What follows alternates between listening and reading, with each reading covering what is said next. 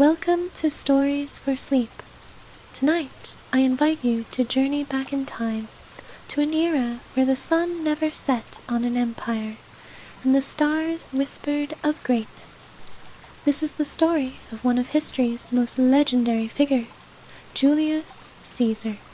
But as you lie down, close your eyes and allow your mind to wander through the misty streets of ancient Rome.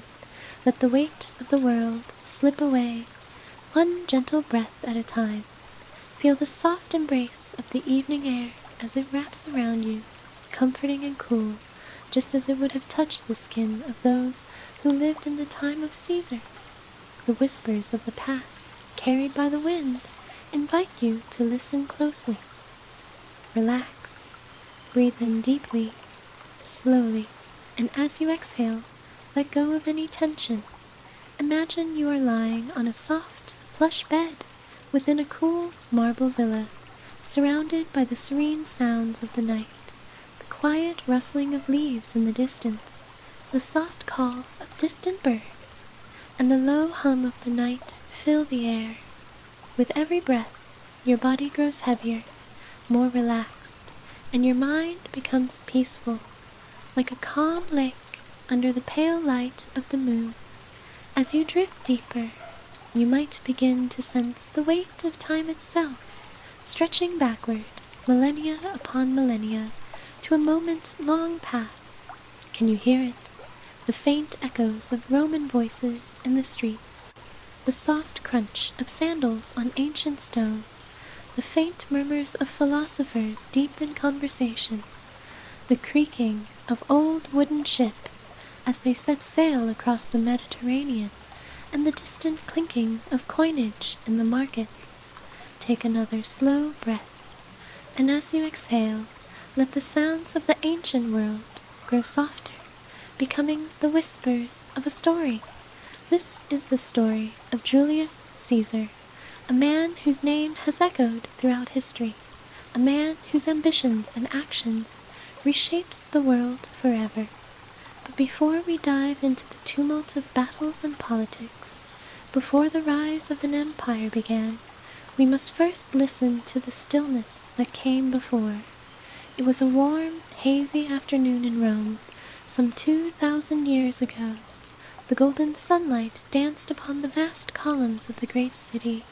The laughter of children echoed in the open squares, and the smell of fresh bread wafted from the bakeries lining the cobblestone streets. A time of peace, or at least an uneasy kind of peace, had settled over the Roman Republic. Yet beneath the surface of the calm, the city hummed with restless energy, waiting for something or someone to change its course. Julius Caesar was a young man, just beginning his journey. He had yet to become the man who would stand at the head of the greatest empire the world had ever seen. And yet, even then, there were whispers of his destiny, of his ambition, of the fire that burned within him.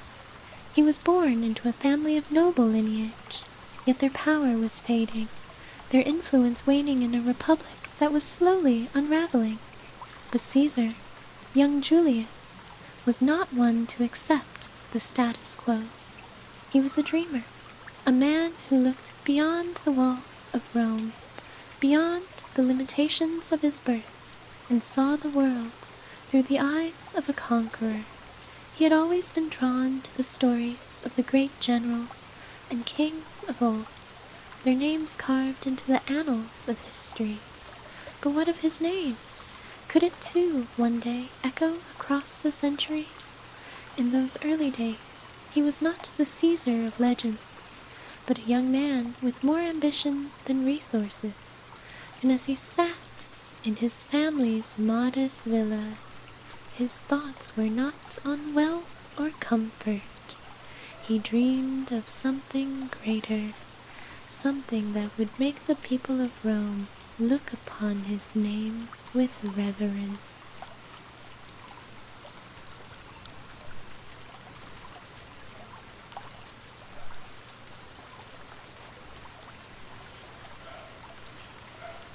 But there were forces at play that even Caesar could not yet understand. Forces of politics, power, and betrayal. Rome was a city of shifting allegiances, of ambition mingling with treachery, and it was not long before young Julius would find himself thrust into a world far darker and more dangerous than he had ever imagined. The first step in his journey began in the Senate, a place of great power and even greater intrigue. Caesar, ever the ambitious one, had made his name in the political arena, but it was not without its challenges. Rome's political landscape was filled with corruption, factionalism, and greed. But Caesar, with his charm and strategic mind, had already begun to make connections that would prove invaluable. And as the days turned into weeks, and the weeks into months, Caesar's rise was inevitable. Yet there were many who doubted him, many who whispered that a man of his background, too young, too brash, too ambitious, can never claim the mantle of true power. The Republic, after all, was not a place for dreamers. It was a place for men of steel, men who knew how to wield both sword and speech in equal measure. But Julius Caesar would show them that it was possible to wield both. And so, as his name began to circulate among the upper echelons of Roman society, his story became one of quiet determination and grand ambition, set against a backdrop of unrest and uncertainty. But what was the driving force behind Caesar's ambition? Was it the desire for power alone, or was there something deeper, a yearning for recognition, for love, for something more than what the world had given him?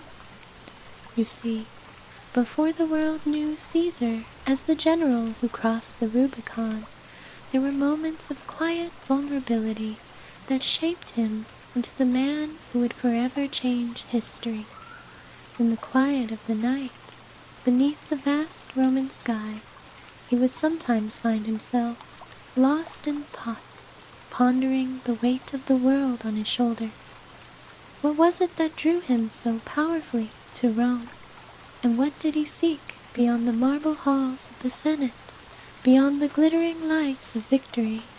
Could it be that, like so many men of ambition before him, Julius Caesar was searching for something that could never truly be grasped? As the evening sun dipped below the horizon, casting long shadows over the city, Caesar stood at the balcony of his villa, his gaze lingering on the distant hills. It was a moment of solitude, a brief escape from the swirling currents of power that sought to pull him under. And just as he stood there, lost in thought, a gentle knock echoed from the door behind him. It was his mother, Aurelia, who had always believed in him, even when others doubted his potential. Her presence was a comforting one, her wisdom like a steady hand, guiding him through the chaos of his ambition. "Julius," she said softly, her voice carrying the warmth of a mother's love, "do you ever wonder what it would be like to live a life without all of this?" She motioned to the city outside, a city teeming with politics and power struggles. Julius smiled faintly, the weight of the world on his shoulders, but his mother's presence was a reminder that there was more to life than power. But even in that quiet moment, he knew the storm was coming. The path he had chosen was already set in motion, and there would be no turning back.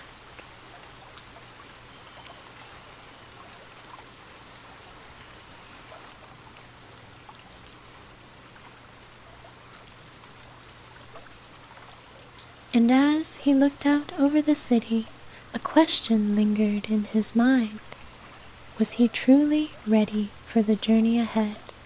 The journey that would lead him to the farthest corners of the known world, where battles would be fought, empires would rise and fall, and legends would be born.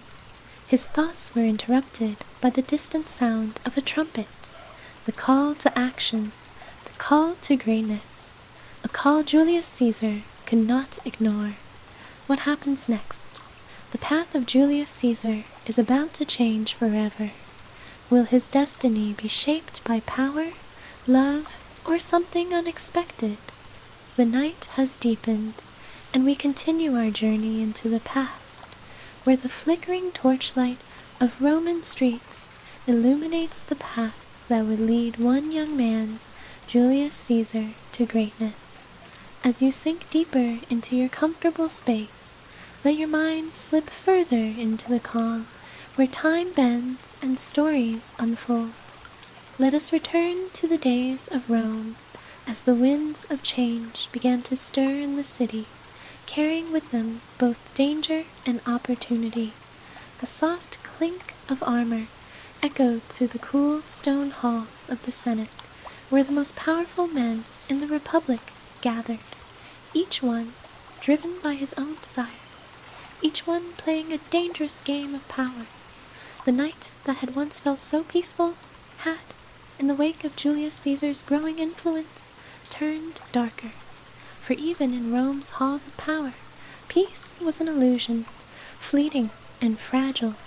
It had been weeks since Caesar stood on the balcony with his mother, Aurelia, contemplating the life that lay ahead. Since then, his journey had taken an unexpected turn. The whispers that had once lingered in the shadows, doubts and fears about his rise, had begun to transform into open challenges. The Senate, long a bastion of the Republic's power, had begun to feel threatened by the ambition of one man. Caesar's enemies, led by men of great influence like the conservative senator Cato the Younger, were now pushing for a greater level of control. They saw Caesar as a threat, a man too young, too eager, and too powerful. But Caesar was not one to be easily swayed. For him, it was not enough to simply serve as a senator or a military commander. No, he had something far greater in mind.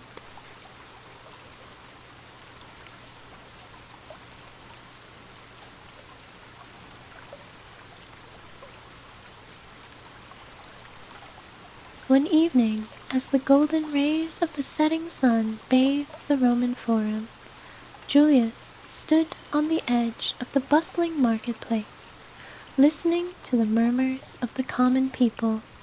His eyes, sharp and calculating, took in the sights before him, the crowded streets, the hawkers calling out their wares, the traders from distant lands selling spices and silks.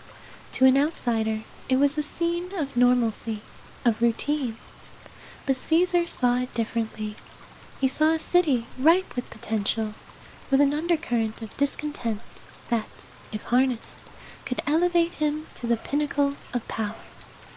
At that moment, as the warm air swirled around him, he was joined by a trusted ally, an old friend from his days in the military, a man by the name of Gaius Antonius. With his broad shoulders and rough exterior, Antonius looked every bit the soldier he was, but beneath that tough facade was a mind as sharp as any senator's. "Julius," Antonius said, his voice low, "the Senate is pushing back. Cato and the others, they won't stop until they've silenced you. They'll use every bit of power they have to make sure you don't rise higher." Caesar turned to face him, his brow furrowing slightly as he considered the weight of his friend's words. The Republic, after all, was a delicate thing, teetering on the edge of chaos. Factions within the Senate had always squabbled, but this time it felt different. This time it felt personal. "I know," Caesar replied, his voice calm, yet there was a flicker in his eyes, a hint of something more, something determined. "But they underestimate me. They think they can control the game, but the game is changing, and I intend to be the one who changes it." Antonius watched him for a long moment, his expression a mixture of concern and admiration. He had seen Julius in battle, had stood by his side during countless skirmishes, and knew the fire that burned within him.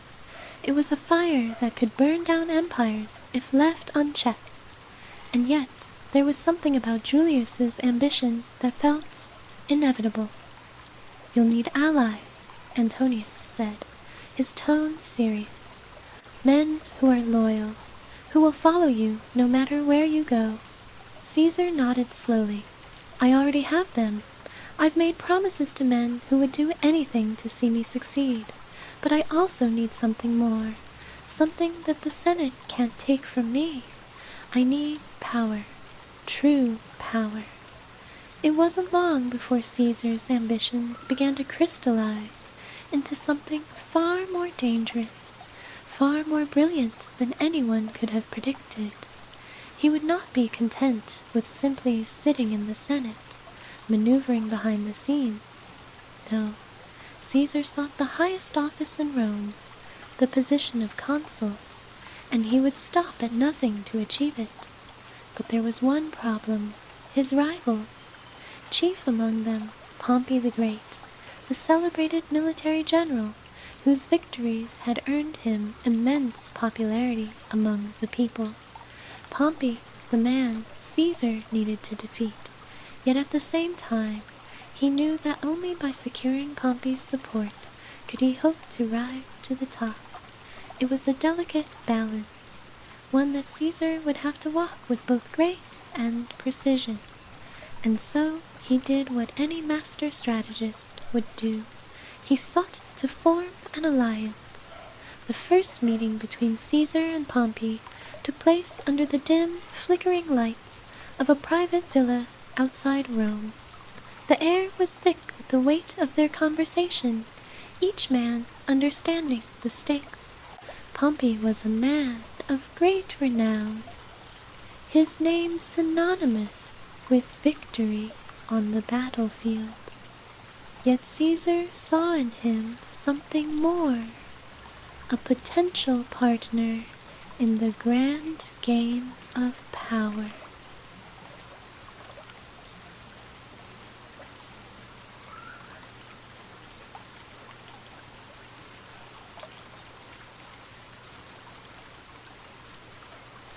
"Pompey," Caesar said, his voice smooth and confident, "you and I both know the power of the Senate is slipping. The Republic is in turmoil, and we need strong leaders to guide it. We could rule together, you and I." Pompey studied him for a long moment, the faintest hint of a smile playing at the corners of his mouth. "And what do you propose, Caesar?" "What's in it for me?" "I propose an alliance," Caesar replied. "We both seek the consulship, but together we can secure it.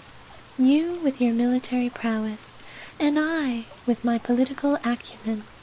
We can reshape the Republic to our will." Pompey leaned back in his chair, considering the offer. He had never been one to share power lightly, but the idea of ruling alongside Caesar, a man of ambition, wit, and vision, was too tempting to ignore. And so, after a long silence, Pompey nodded.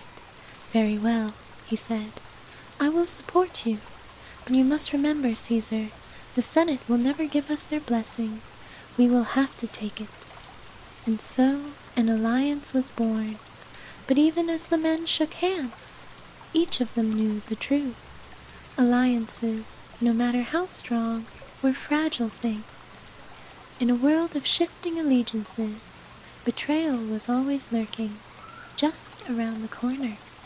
As Caesar returned to Rome, the weight of his decision settled heavily on his shoulders.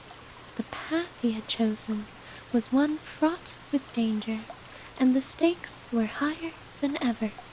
Yet there was a fire within him, a sense of destiny that no one, not even the most powerful men in the Republic, could extinguish. But as he looked out over the city that had shaped him, that had brought him both glory and strife, a thought lingered in his mind, an unsettling thought. He had made his deal with Pompey. He had secured his position. But what would it cost him? In the game of power, there were always sacrifices to be made. And as the moon rose high above the Roman Forum, casting a pale light over the city, Caesar knew that the real challenge was only just beginning. Will Caesar's alliance with Pompey stand strong, or will betrayal tear it apart? The future of Rome, and Caesar's place within it, hangs in the balance. The air in Rome felt heavy with anticipation, as if the very city itself knew the momentous events that were about to unfold. The Republic, once a proud beacon of democracy, now stood on the precipice of something far more uncertain, something that would forever alter its course. And at the heart of it all stood Julius Caesar, a man with both the ambition and the resolve to shape the future of the world. It was a time of shifting alliances, of power plays made in shadowed corners, and promises that could be broken as easily as they were made.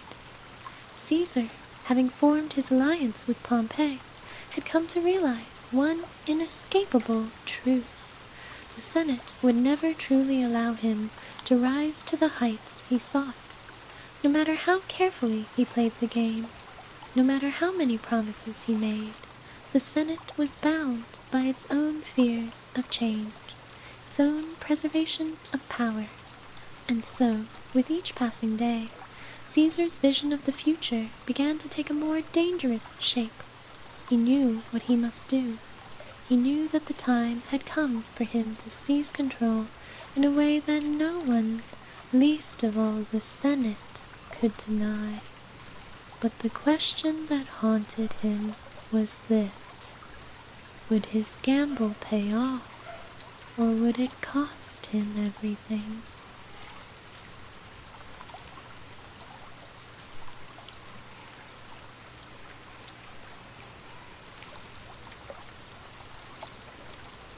The year was 49 BCE, and Caesar was at the height of his power.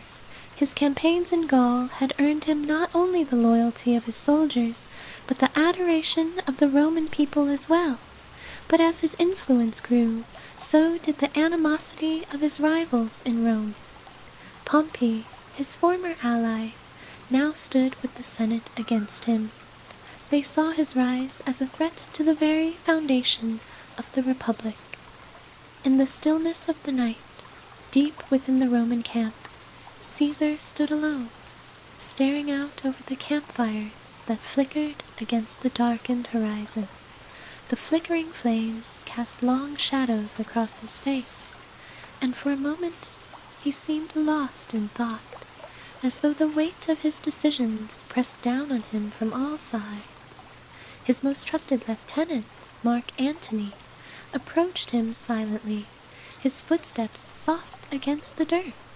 Mark Antony had served by Caesar's side through countless battles, his loyalty unwavering, and yet even he could not hide the concern in his eyes. "Caesar," Antony said softly, "the Senate has made its decision. They've called for your disbandment. They've ordered you to return to Rome without your legions." Caesar remained silent for a long moment, his gaze never wavering from the distant glow of the campfires. The order was clear. Caesar must return to Rome, alone, without the power of his army, as though he were just any other citizen. But Caesar knew what that meant. It meant his enemies would be waiting for him in Rome, ready to strike. Without his legions, he would be powerless, vulnerable. And so he made a decision that would forever change his life and the course of Roman history. "We march," Caesar said, his voice low but filled with quiet determination. Mark Antony's eyes widened. "But Caesar, if you cross the Rubicon with your legions. I know the consequences, Caesar interrupted, turning to face him. The Senate has forced my hand. There can be no going back. The die is cast. The Rubicon, a small river that flowed gently through the heart of northern Italy. It had once been a symbol of the boundary between Caesar's command in Gaul and the heart of Rome itself. It was a line that no general was ever meant to cross with an army, a sacred boundary that separated the provinces from the city of Rome. And yet, here Caesar stood, poised to cross it, his legions lined up behind him, their faces shadowed with both fear and anticipation. They knew what this meant. If they crossed the Rubicon, it would be an act of war, a declaration that the Roman Republic, as it had existed for centuries, was no more. It would signal the beginning of a conflict that would shake the very foundations of Rome. As Caesar gazed down at the waters of the Rubicon, a strange calm washed over him. The years of political maneuvering, the whispered alliances, the secret deals, none of it had brought him closer to his ultimate goal than this moment. There could be no more waiting, no more negotiations. There was no turning back.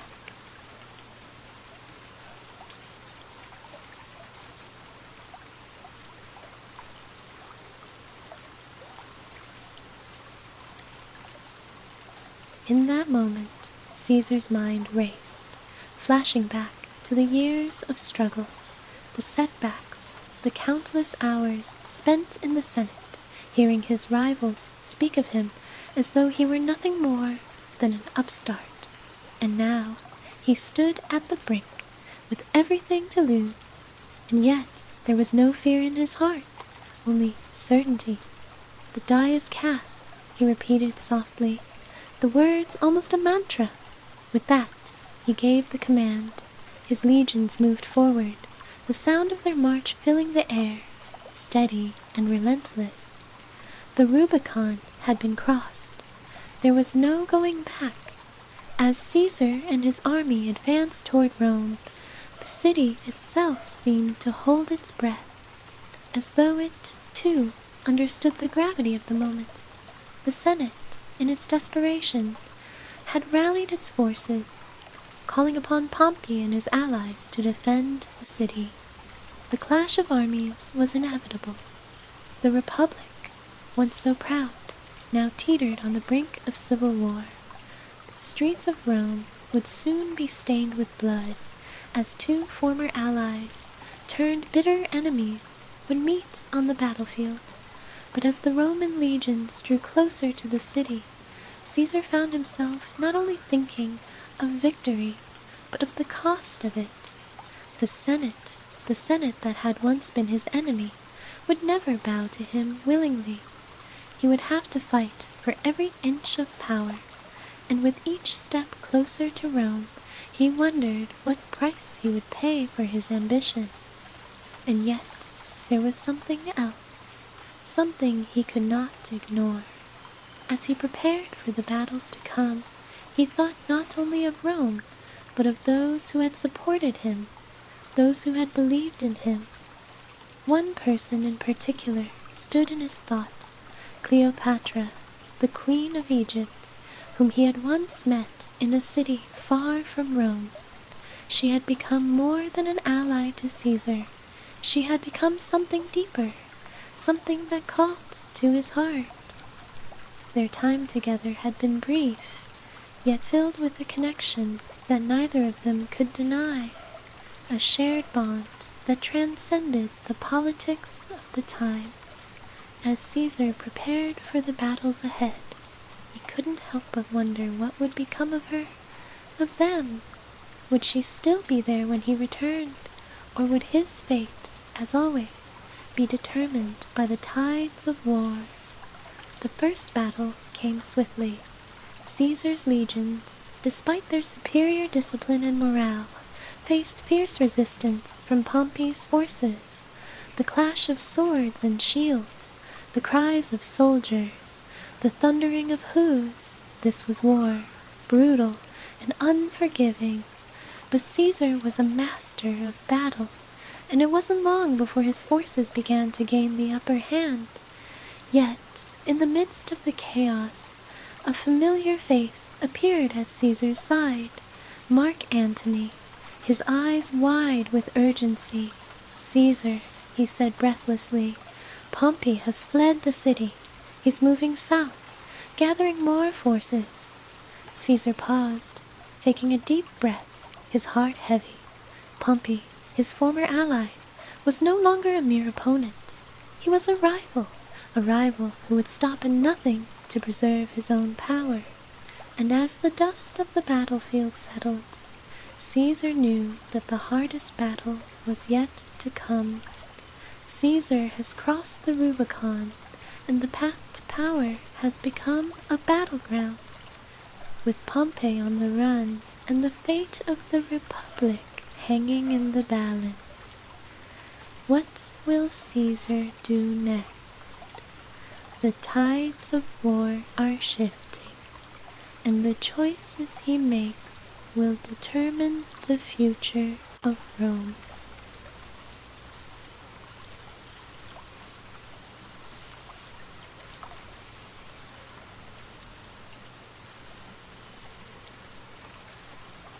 The night deepens as the stars twinkle softly above.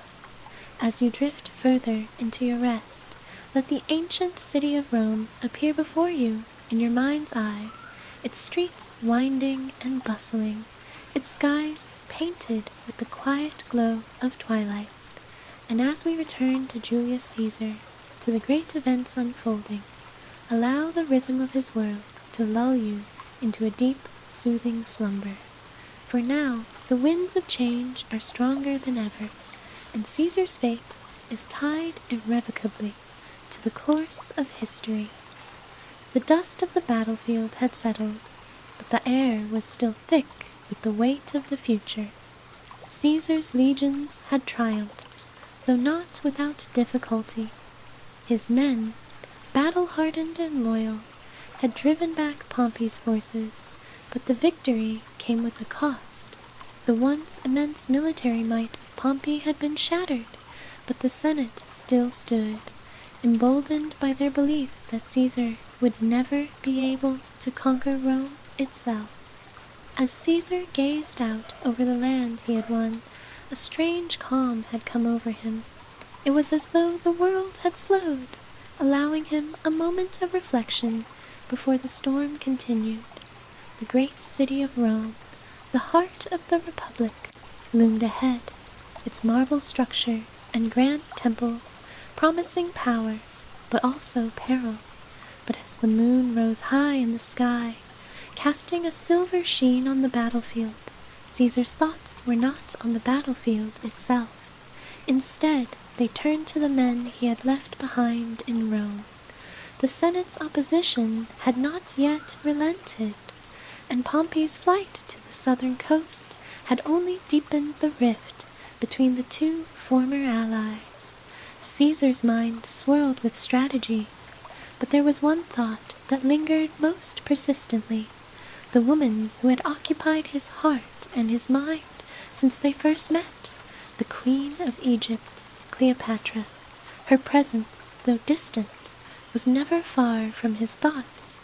He had heard whispers from his messengers that she had maintained her rule in Egypt, a kingdom far from Rome, a place where politics and power intertwined as much as love and loyalty. But what was her role in all of this? Was she merely an ally, or had their shared bond transcended politics? "Caesar," came a voice that broke through his reverie. It was Mark Antony, his trusted confidant, still a loyal friend, but one whose eyes betrayed concern. "Pompey's army is still moving south, and we have reports that he's gathering reinforcements in Brundisium. If he can reach the port, he'll have the naval advantage." Caesar's expression hardened. He had to act quickly. He could not afford a prolonged conflict, not when the fate of Rome and of his legacy was so uncertain. "What are our options?" Caesar asked, his voice steady, yet underneath there was a current of urgency. "We move south to Brundisium, and we meet him there, but we must be swift. The longer we delay, the stronger Pompey will become. His supporters are powerful, but not invincible. We've crushed their army once before. We can do it again." Caesar nodded slowly, as though weighing the gravity of the decision. He had always prided himself on his ability to think strategically, to see beyond the immediate challenges and into the broader horizon. But this was different. This was no longer a matter of simply defeating an army. This was a struggle for his very survival, a battle for the soul of Rome. The decision was made.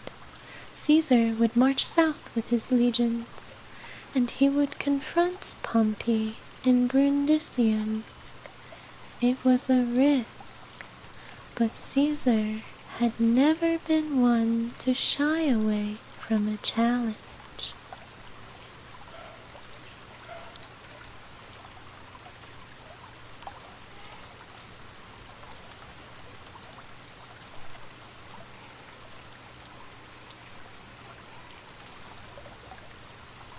The march was long and grueling.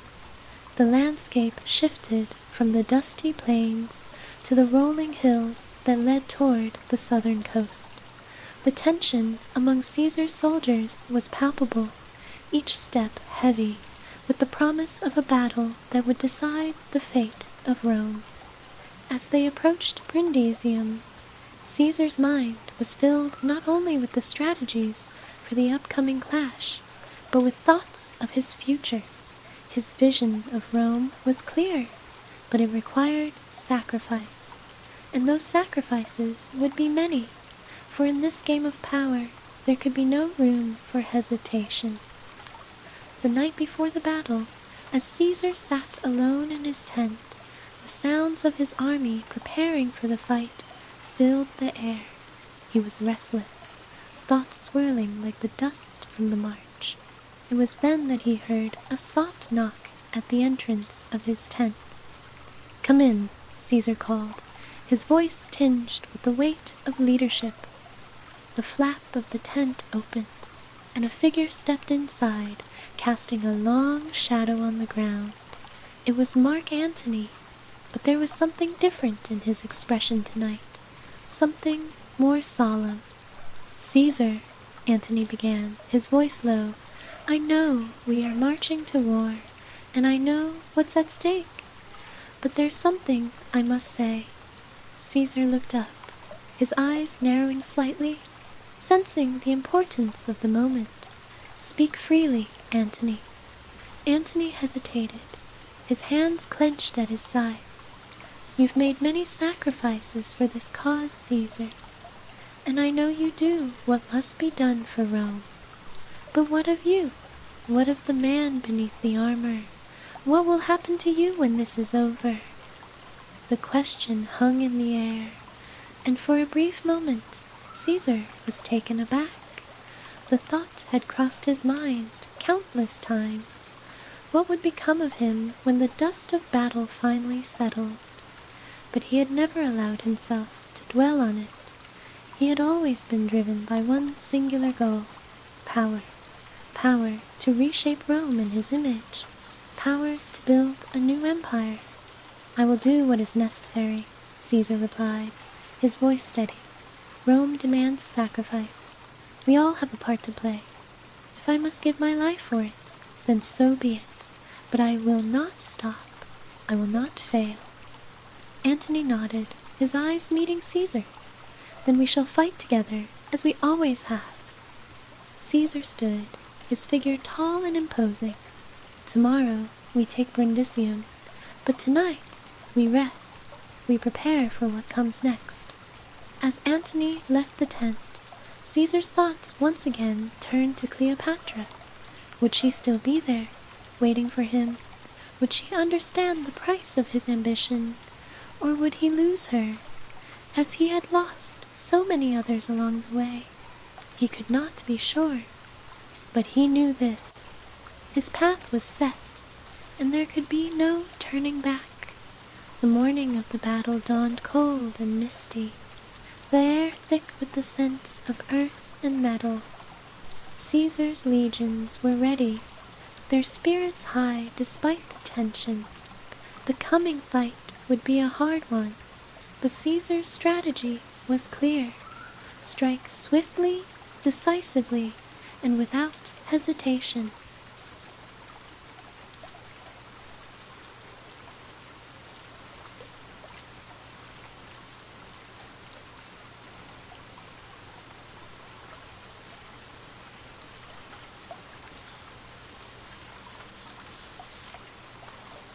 The first clash of battle came with a thunderous roar. The armies collided with the force of a storm, swords flashing and shields crashing together. Caesar's legions were disciplined, their movements synchronized, a testament to years of training and loyalty. But Pompey's forces, though disorganized, fought with the fury of men who knew they had everything to lose. Amidst the chaos, Caesar fought with a calm precision, his mind focused entirely on the outcome. Each move was calculated, each decision swift. His soldiers followed his lead, their trust in him unwavering. And yet, as the battle raged on, Caesar's thoughts flickered back to Rome, to the Senate that still sought his destruction. The political landscape was shifting with every passing minute, but it was the battle on the field that would determine who would rule. The battle for Brundisium is underway, and Caesar's fate hangs in the balance. Will his legions triumph once more, or will Pompey's reinforcements turn the tide? The future of Rome is on the line, and the cost of victory may be more than Caesar bargained for.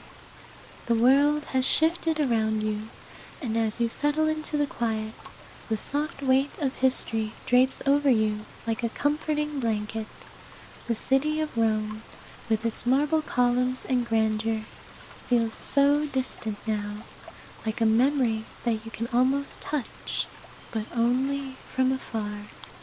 We have come to the final chapter of our journey with Julius Caesar, a man whose ambition would shape the very fabric of the world as we know it. His path is now sealed, and the winds of change are howling in the distance. The battle for Brundisium raged on, the sounds of war crashing through the morning air like waves against the shore.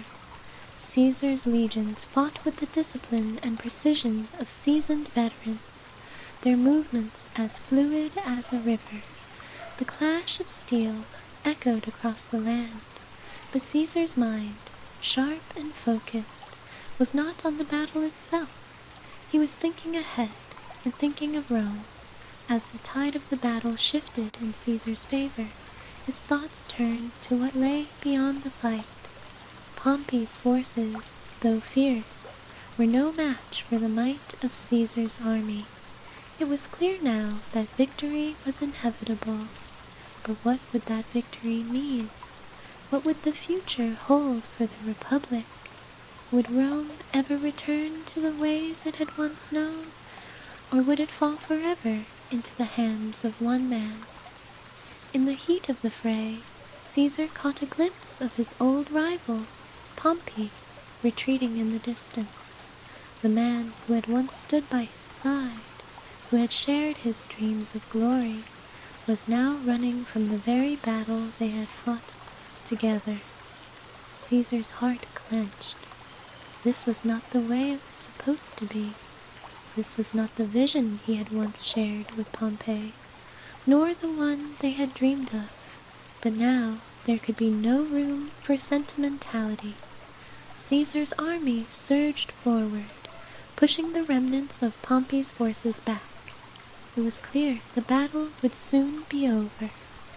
As the dust began to settle, and the cries of battle faded into a tense silence, Caesar stood, at the edge of the battlefield, his mind a whirlwind of emotions. His soldiers, tired and bloodied, gathered around him, their faces set with grim determination. They had done what they came to do, and they had done it well. But Caesar's heart, ever restless, could not fully rest. The battle was won, but at what cost? Mark Antony appeared at his side, his face dark with the weight of the situation. "Pompey is gone," Antony said quietly. "He fled, taking what few men he could with him. We have won."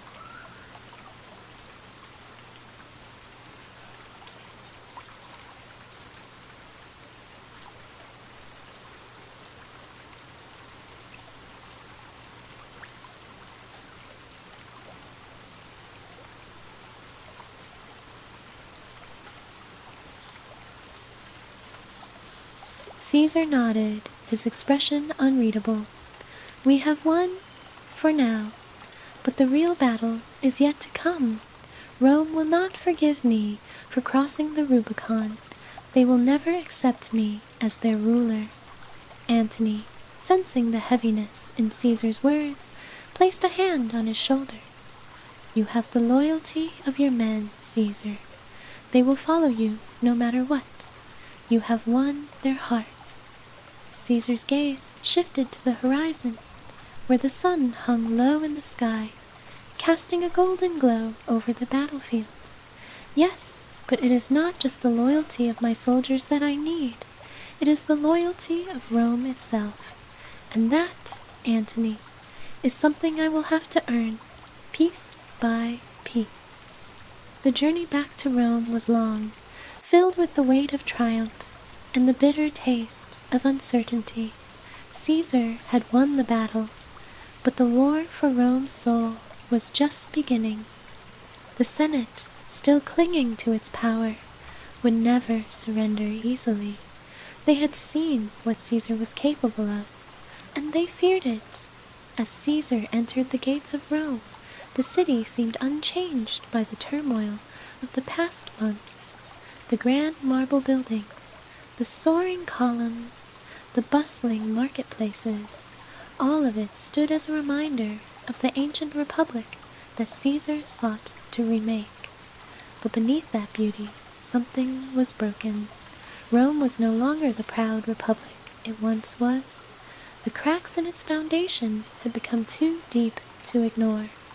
Inside the Senate, the atmosphere was thick with tension.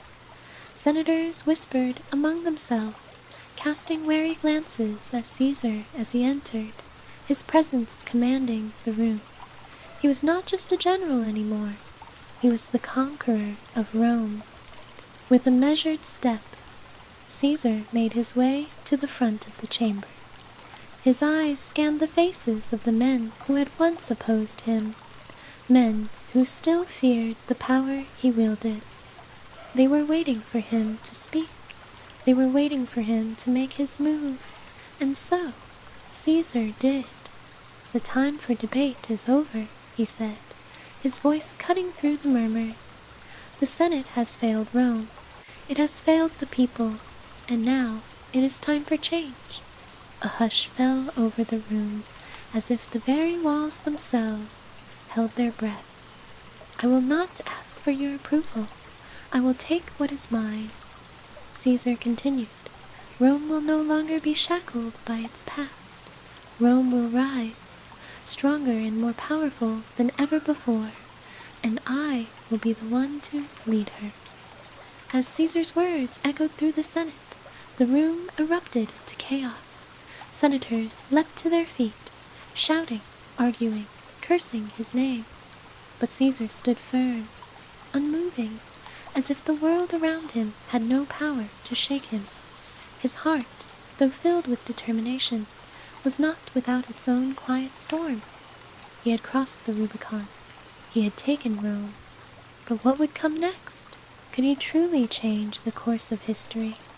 Among the senators, one man, Brutus, Caesar's friend and confidant, watched in silence.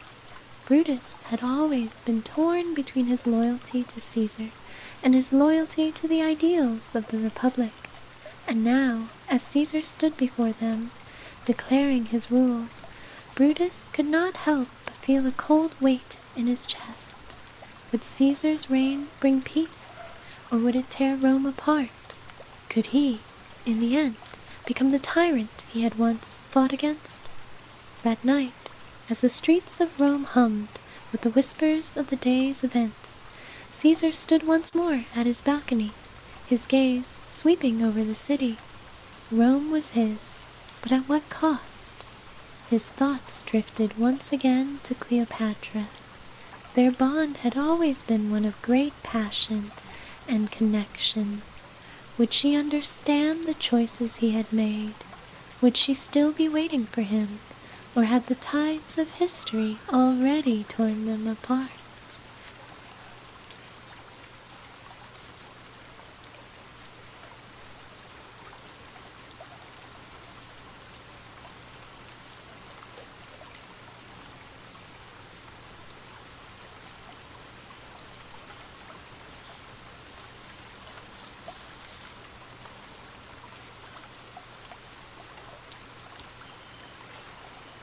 He closed his eyes, feeling the weight of everything he had done.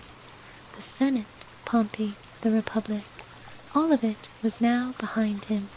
He had won, but the question remained, had he truly achieved his destiny, or had he simply become a part of a larger, darker story? The night was quiet, save for the faint sounds of the city's heartbeat. The future of Rome rested in his hands, but deep inside, Caesar knew that nothing at all, could ever truly prepare him for what would come next. As Caesar turned away from the balcony, his mind filled with 100 unanswered questions, the shadows of his past and future seemed to close in around him. He was a conqueror, a leader, and a visionary, but at what price? And could even Caesar, the greatest of them all, ever escape the consequences of his own ambition? Caesar has conquered Rome, but his journey is far from over. His path forward is uncertain, and the echoes of his choices will ripple through history. Will he build a new empire, or will his rise lead to his downfall? The future of Rome rests in his hands, but nothing is ever as certain as it seems. What will become of Caesar, and what legacy will he leave behind? As you slowly drift into the realm of dreams, let the story of Julius Caesar settle softly in your mind. His ambition, his triumphs, and the weight of his decisions may linger, but remember, each story has its own rhythm, and each journey leads us towards something new. Good night. Sweet dreams. May you rest deeply, like the great cities of old, in peace and tranquility. Sleep well, and when the morning comes, may you carry with you the quiet strength of those who shape the world.